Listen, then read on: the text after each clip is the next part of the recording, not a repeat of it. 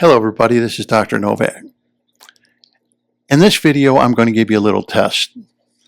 And in this test, I'm going to ask some questions, and they're very easy to answer. You're either going to answer aerobic or anaerobic, A or B.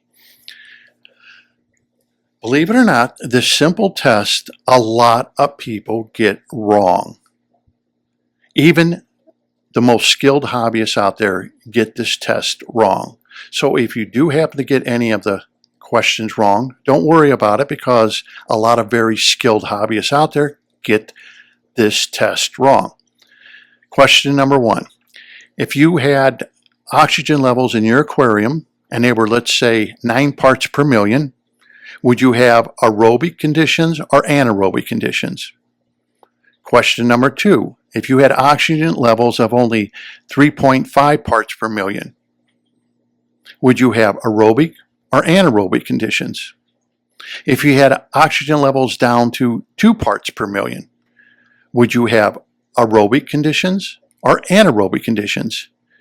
If you had oxygen levels down to 0.5 parts per million, would you have aerobic or anaerobic conditions?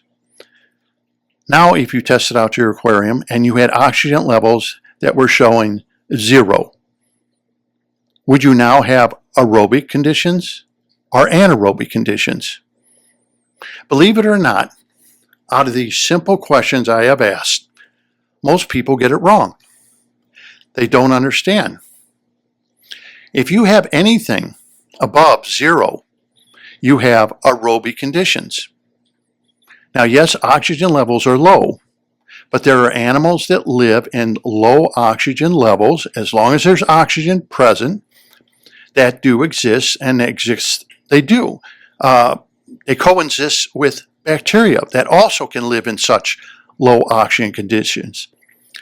When you go into 0 parts per million oxygen, you have anaerobic conditions, and that is the only time you have anaerobic conditions. Now, these conditions, whether they're aerobic or anaerobic condition, exist in everybody's aquarium, or pond, or lake, or ocean. But they do exist, and animals and bacteria coexist in those oxygen conditions. However, we have 3 categories with these conditions.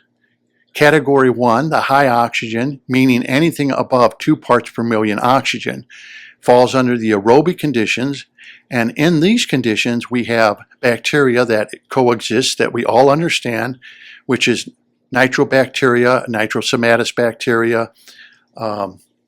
These live in higher oxygen conditions.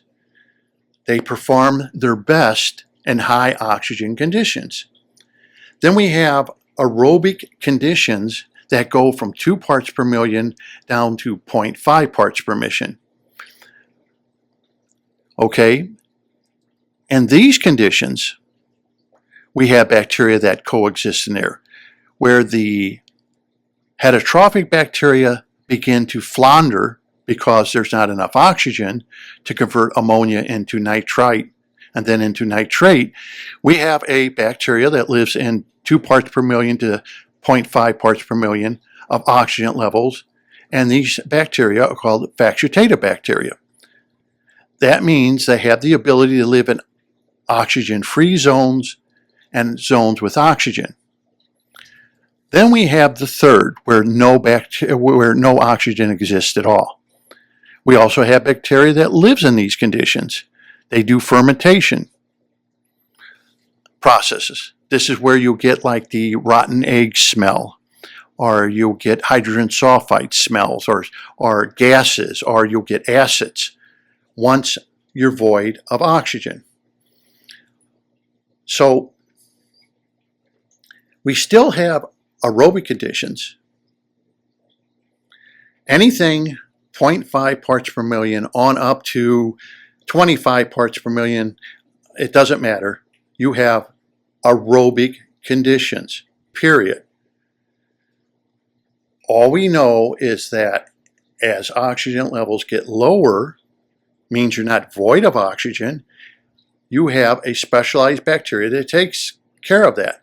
Now, these bacteria are capable of living in non-oxygen conditions, but they need to steal their oxygen from another source, such as phosphates, nitrates. They all carry an oxygen molecule, and therefore they steal it to aid themselves to live in those conditions, where anaerobic bacteria is better suited for such conditions because it doesn't need to do that as the facultative bacteria. So this is where people are getting so confused that they can't understand that aerobic conditions is anything between the sky's the limit of how much oxygen is in our atmosphere, all the way down to 0.5 or even 0.001 parts per million, you still have oxygen. Once you're void of oxygen, then you have anaerobic conditions. It's not very hard to understand. At least it's not very hard for me to understand, but believe it or not, it is very hard for a lot of people to seem to understand these words and to separate them and not get them confused. So when we make a tank, just like you see the goldfish tank in front of you, the substrate is existing with aerobic conditions all the way down into the plenum, and then it expels that oxygenated water back up through, as you can see, the bubbler off to the side here. Okay? The water is still oxygenated, but it's just at low conditions. It doesn't seem to bother the fish one bit because that water that's being expelled out of the plenum, even though it's very low oxygen conditions, it's being mixed with high oxygen conditions, and it doesn't bother the plants or fish any. So we have different kinds of bacteria living in our substrate. Everything from the nitrobacteria to facultative bacteria and other bacteria that live in oxygen conditions. But if we took the oxygen away from the substrate, we would only have a class of bacteria that would live only in anaerobic conditions. So to create aerobic conditions throughout a substrate and to have it complete the nitrogen cycle in its entirety, you have to be a little, what can I say, a little bit more aware of the environment which all these bacteria live in and to recreate the environment, which isn't hard at all. That's what these videos are about, showing you how to recreate the environment of which these bacteria live in. It's pretty simple once you're explained how to do it. A BCB basket works the same way. It brings in oxygen, and it's never void of oxygen. It's never void of oxygen. So that means a BCB basket is aerobic, not anaerobic, but aerobic. It never goes anaerobic. If it did, you would open up the BCB basket and you would find black from conditions of being made of hydrogen sulfide, hydrogen sulfide, methane, sulfite reducing bacteria. Then it would turn black. However, even no matter how old the BCB baskets were, never ever was found blackened conditions inside the center of the basket. The baskets never showed it because oxygen levels always remain in the aerobic zone. So I hope I cleared this up because it seems to even the best of hobbyists out there, the understanding of what I just said is complicated for them to understand and they get it wrong. And I hope you pass the test on this particular quiz that I gave you with 100%. If you've been watching my videos, then you will understand exactly what aerobic conditions are and what anaerobic conditions are, and how do we simulate the ions are dissimilatory. The ions. Two different words for two different kinds of bacteria that do something of reducing nitrates.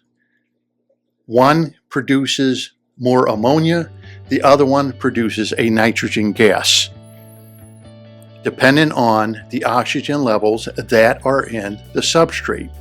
It's not void of oxygen. So I thought I would just get this because a lot of people don't understand it and they're constantly getting it wrong. When you make a plenum PCB basket, you are only dealing with aerobic bacteria that prefer to live in aerobic conditions, not anaerobic, aerobic conditions they prefer to live in. Okay, until next time, this is Dr. Novak. Thank you very much for watching.